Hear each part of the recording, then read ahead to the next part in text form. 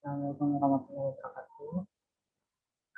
Saya akan mengikuti penerapan pendidikan tahun 2019.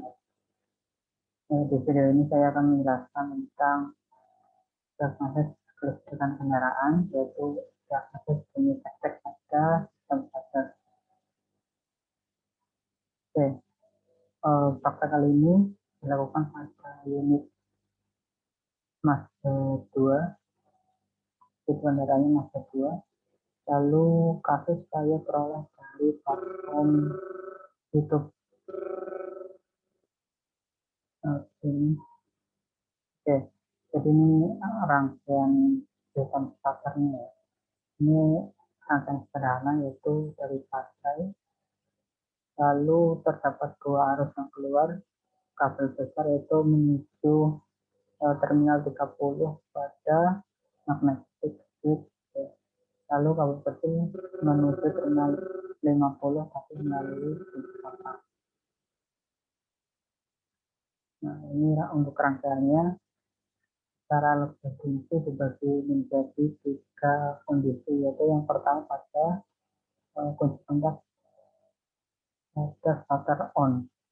Nah, ketika starter on maka arus melaju melewati starter switch menuju ke pull-in coil menuju terminal C, lalu ke titik positif ke armatur dan titik negatif. Dari arus ini menghasilkan putaran pada armatur tapi dalam kondisi putaran rendah. Nah, selain di pull-in coil juga harus masuk ke dalam hold-in coil. Di hold-in coil ini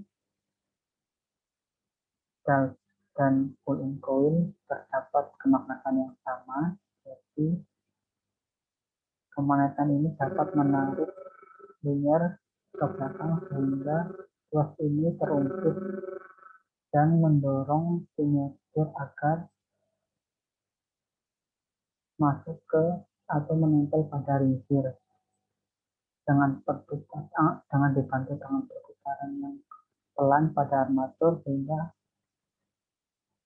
penggabungan sinyal dan ringsir dapat dilakukan dengan halus. Lalu posisi yang kedua yaitu pada saat hubungan penuh. Pada saat hubungan penuh, karena flanger tertarik, maka kontak poin yang ada di antara terminal 30 dan terminal C terhubung, maka arus dari baterai menuju terminal 30 diuntukkan ke terminal C, lalu masuk ke titik positif armatur lalu titik negatif. Dengan kondisi ini maka armatur dapat berputar cepat. Nah, selain itu arus juga terdapat di hold-in coil. Di sini fungsinya agar menahan pinion gear agar tetap terhubung ke ringsir. Selanjutnya yaitu pada saat starter off. Nah, starter off ini karena hilangnya arus pada hold-in coil, namun bekas pengembali ini belum mampu mengembalikan pinion gear ke kondisi semula. Namun pada kontak penghubung ini antara terminal 30 dan terminal C itu masih terhubung, sedangkan motor starter sudah berputar. Nah, motor starter berputar ini mengakibatkan motor starter berfungsi sebagai generator listrik. Alhasil di pull-in coil dan hold-in coil ini terjadi pemagnetan tapi berlawanan dengan kemagnetan awal dan bersifat meniadakan magnet, dan bekas pengembali ini dapat mengembalikan kondisi simetris ke kondisi semula. Oke, lalu selanjutnya saya telah buatkan source and effect diagram atau yang biasa disebut dengan piston diagram. Di sini terdapat beberapa kemungkinan, yaitu yang pertama pada baterai. Kondisi baterai dapat mengakibatkan unit tek pada motor starter, yaitu penyebabnya bisa terjadi pada baterai solar, lalu kapasitas arus dan voltase baterai kurang, kemudian kabel putus, kendur, atau terlepas pada terminal baterai. Kemudian terdapat jarak pada terminalnya yang mengakibatkan terhambatnya arus itu terhubung ke kabel. Kemudian yang kedua yaitu pada starter switch. Pada starter switch ini terdapat dua kemungkinan, yaitu yang pertama pada starter switch kotor. Kotor di sini yang dimaksud adalah kotor pada kontak switchnya. Jadi ini menghambat perpindahan arus di pekerja, lalu kemudian kausan pada kontak. Kausan ini mengakibatkan pertausan antara kontak itu tidak rapat atau tidak bagus, jadi di sini juga menjadi penghambat. Kemudian yaitu pada magnetic switch.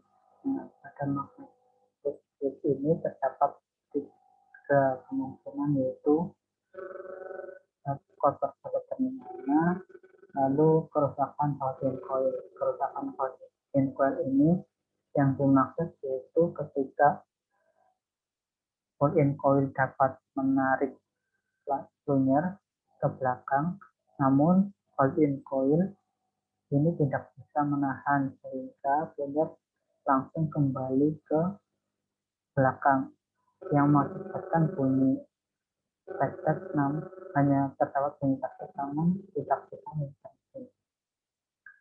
Lalu kemudian yaitu sama dengan yang lainnya terdapat kabel kendur di paket. Lalu yang terakhir yaitu pada motor starter ini juga dapat jadi sebagai penyebab ya. Yang pertama yaitu kerusakan armatur. Kerusakan armatur ini itu yang dimaksud adalah misalnya kebocoran. Kebocoran ini mengakibatkan armatur tidak dapat berputar ya. Lalu kerusakan sisi pinion. Kerusakan sisi pinion ini misal terjadi hubungan antara pinion gear dan kincir yang tidak bagus yang diakibatkan karena sisi pinion itu rusak, jadi tidak bisa memutar kincir. Lalu motor starter kendur. Yang dimaksud kendur ini adalah pemasangan motor starter pada dudukannya, yaitu kendur, sehingga pertausan antara pinion gear dan kincir itu tidak bagus. Kemudian yaitu keausan sikat ya. Keausan sikat ini bisa menyebabkan kurangnya putaran pada armatur atau armatur motor starter tidak kuat untuk memutar mesin. Oke, untuk yang pemeriksaannya karena tadi sudah dibuatkan piston diagram, maka kita susun langkah pemeriksaannya. Langkah pemeriksaan ini dilakukan menjadi dua tahap, yaitu secara visual dan dengan alat ukur.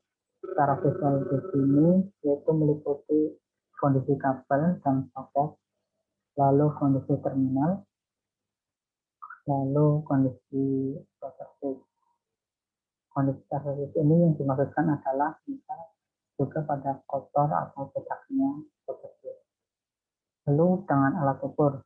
Dan alat ukur di sini itu meliputi kerusakan armatur, yaitu mengukur kebocoran, lalu kondisi housing coil ini yaitu mengukur hubungan juga housing coil, kondisi brush ini ketebalan, lalu kontinuitas atau arus pada kabel. Di sini digunakan alat ukur yaitu multimeter.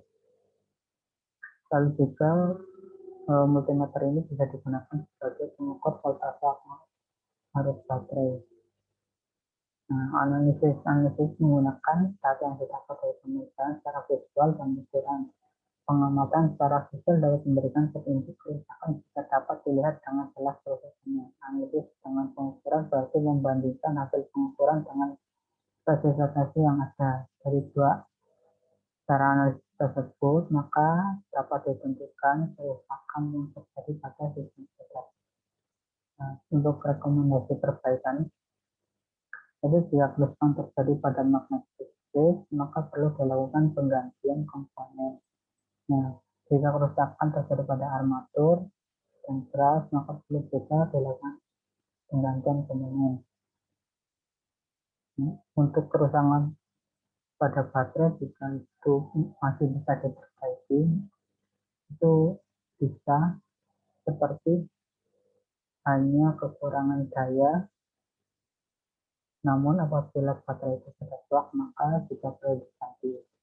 Nah, lalu untuk kerusakan perkabelan, misal terminal atau soket, itu bisa dilakukan perbaikan, penyambungan atau pembersihan. Nah, yang terakhir, jika kerusakan terjadi pada starter disk, maka bisa dilakukan perbaikan berupa pembersihan. Namun, jika starter disk dalam kondisi yang sudah rusak dan tidak bisa diperbaiki, maka perlu dilakukan penggantian. Oke, jadi seperti itu diagnosis sistem starter yang efek pada kendaraan Mazda 2. Jika ada kurangnya, saya mohon maaf. Wassalamualaikum warahmatullahi wabarakatuh.